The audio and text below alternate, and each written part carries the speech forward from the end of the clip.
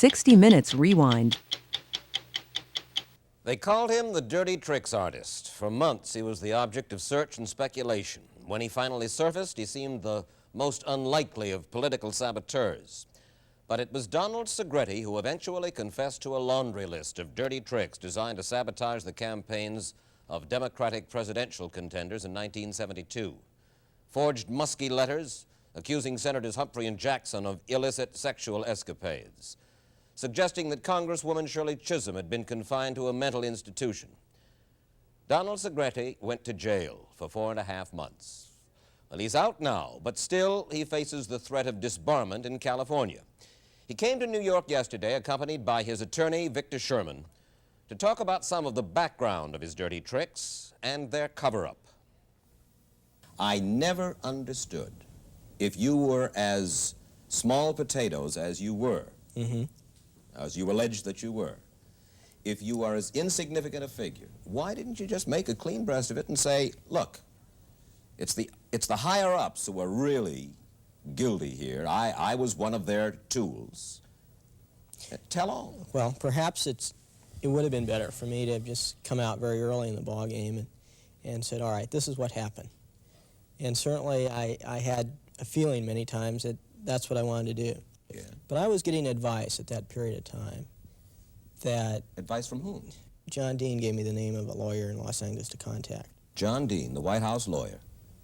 White House counsel says, you go to a lawyer in Los Angeles. I spent 3 days down at his office, and I gave him notes on who I talked to, where I went, and what I did. You told him essentially what you told the special prosecutor a year and a half later. Yes, that's correct. And? His advice to me was to stay away from the press and keep quiet.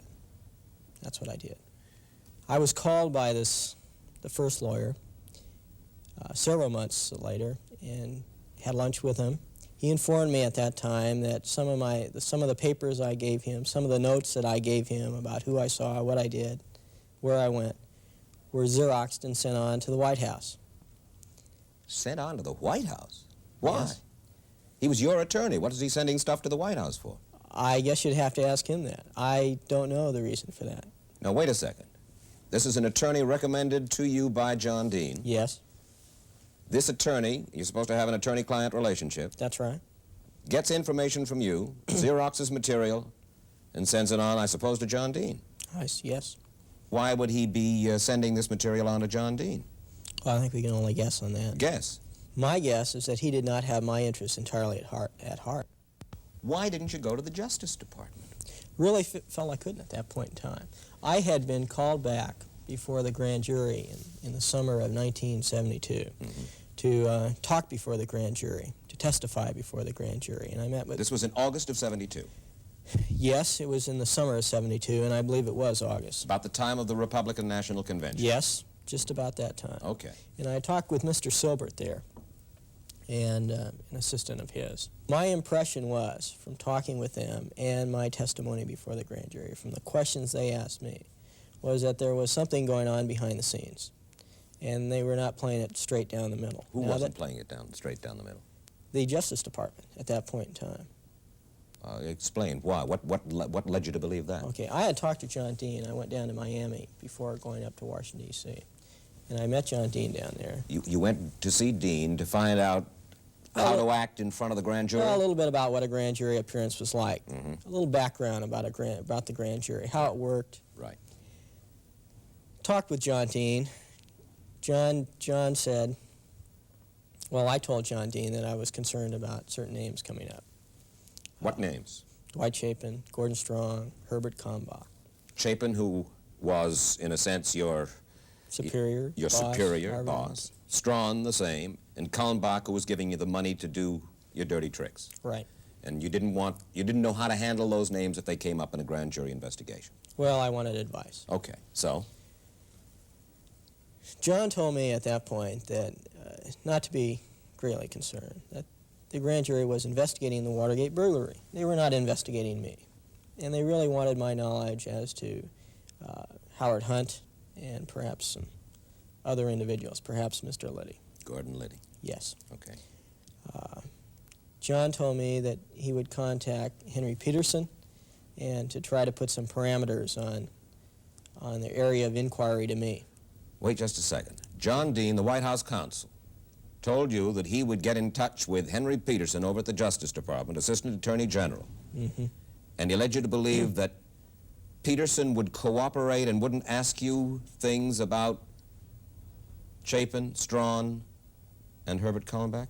I really didn't know who Henry Peterson was at that point in time. Well, I know, but you know now. And I know now, certainly. And was that the impression that you got? Yes. And the end result was, when I went up to Washington, D.C., there were, it seemed to me, some parameters on their inquiry as to me. Why? How did that, what made you think so? Well, Mr. Silbert did not refer to Mr. Kallenbach as Herbert Kallenbach. He referred to him as Mr. K. Well, wait a second. Nobody knew. You mean Silbert knew about what Kallenbach was doing for you, paying you at that time? Yes, he did. That's the impression I have. At this time, that's the impression I had at that time. And he never asked you about that? It came up in the grand jury testimony.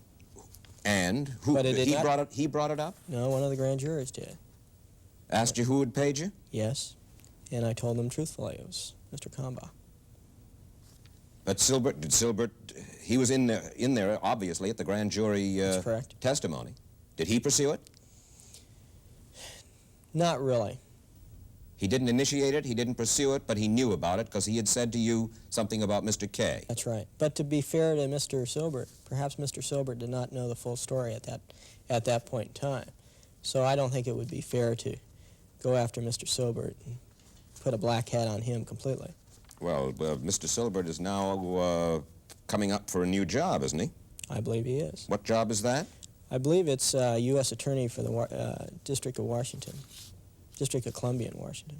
And he is the fellow that you're saying knew about Kallenbach and knew about your relationship and the fact that Kallenbach was paying you and Kallenbach was the personal attorney of the President of the United States and did not pursue it. That's right. Okay. The story will continue after this.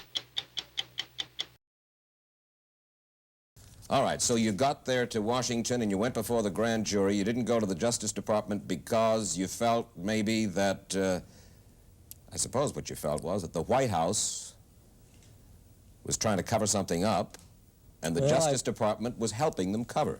I really didn't know that, but I really felt the White House had control of this situation. What do you mean had control? That they were able to pull some strings at the Justice Department, and they pretty well knew what was going on down there. So because of that, I didn't really feel comfortable to go into the Justice Department independently on my own initiative. Your lawyer tells you not to go to the press. The White House, in a sense, either controls or has a relationship with your own personal lawyer. Which I didn't know about. Which you didn't know about.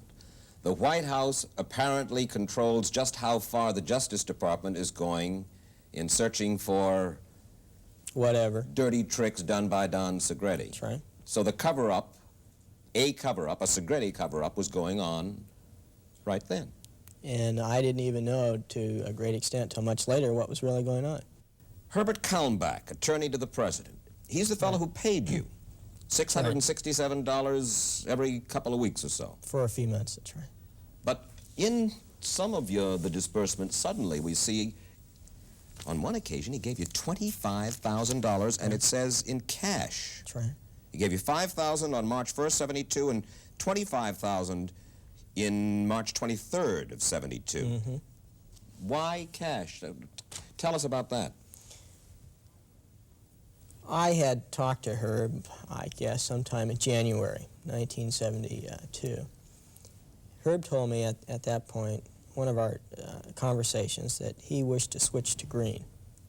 To switch to green? Yes. That was his term? That was his term, and by that I take it he meant to switch to cash. And he asked if that was all right with me, and of course it was. I looked upon Herb as sort of a paymaster. So that was fine, and after that, the check stopped, and I picked up cash. And on that occasion, the $25,000, which was by far the bulk of what I received. March 23rd, 1972, yes. Because you received $45,336 altogether. Total, right. I had called Herb up, and I told him I needed another sum of money to cover my expenses and salary. Did you tell him how much? I asked for $5,000. Yes. I went down, I met Herb in his office. In Newport Beach? Newport Beach, California. He opened his desk, pulled out a brown envelope, and handed it to me and said, here's 25, be careful with it. You mean he just said, you asked for 5, he gave you 25? I'm afraid that's the way it worked, yes. I left by the back door, very carefully holding that envelope. Did it ever occur to you, when Herbert Kalmbach gave you that cash, did you ever say to yourself, Don Segretti, Herbert Kalmbach, the president's attorney, giving me $25,000 in what he calls green, isn't there something awful about what's going on here? It was an Alice in Wonderland world I was living in. And I'm really happy it's over with, and I'm out of that. I asked Donald Segretti to confirm or deny what has long been rumored, that there had been leaks in his case, leaks from some FBI officials to the press, each of whom had their own reasons for wanting to get the Watergate story out before the public. You're saying that the FBI fed raw data on Donald Segretti, what are known as 302s. That's right. To a certain newspaper and to a certain reporter. Is that correct? That is correct. How do you know that to be so? The newsman showed them to me. Why would the newsman show you the FBI 302s? He's trying to get a story from me. Trying to get my... He told me he was going to write an extensive article on me, and he wanted to get my side of the story, confirmation or denials or what have you. So he had raw FBI data fed to him, he said, by whom? He never told me who it was fed by, but my impression was it was a high official in the Federal Bureau of Investigation in Washington. A high official? Yes. Do you want to tell me the reporter or the newspaper? I'll tell you it's the New York Times, but I will not tell you the name of the reporter. Well, there's only one man who's been a specialist on Don Segretti for the New York Times for the last 2 years, that's John Crudson. Why? Did this reporter, Crudson or otherwise, did he tell you why the FBI had fed him this material? The reason given to me was that the FBI wanted to make itself appear and wanted to show the press and the world that they had investigated me thoroughly, that they did do a good job, that they did not cover up my investigation. And that was the reason, I understand, that they did give the raw material to a newsman to show the paper that they were not involved in some type of cover-up. And that was the reason, to protect the image of the FBI.